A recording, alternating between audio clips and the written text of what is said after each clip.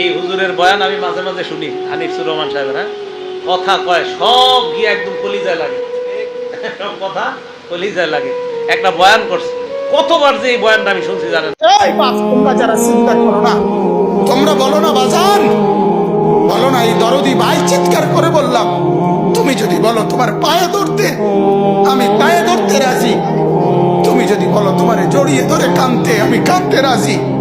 তুমি বলো কেন আল্লাহর সাথে রাগ করলাম, কেন আল্লাহর সাথে রাগ করলাম, কেন আল্লাহর সাথে নারাজ হইলা, কেন সেজদা কপালে ছুটলো না, কেন মালিকের সাথে সারাদিনের এত কিছুর বিনিময়ে আল্লাহ তাআলা একটা মিস কল দিলে, 2 সেকেন্ডের একটা মিস কল দিলে বন্ধু তুমি টের পাও তোমার মোবাইলে মিস কল আসছে।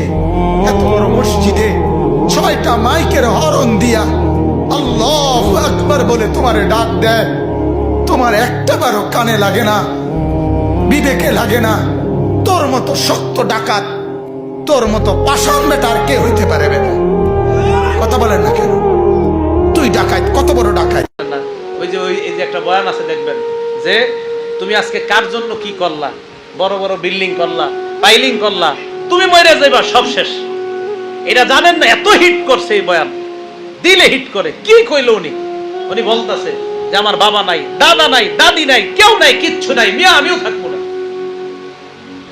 ওনাদের বয়ান আমি মাঝে মাঝে চিন্তা করি, আল্লামা মুস্তাকুর নবী সাহেব, আমাদের মাওলানা আনিসুর রহমান আশরাফী সাহেব আমারে খুব মহব্বত করে, ওনারা খুব মহব্বত করে, কিন্তু আসলে আমি অকৃতজ্ঞ বান্দা, এখনো দেখা করতে পারতেছি না। যাবো ইনশাআল্লাহ।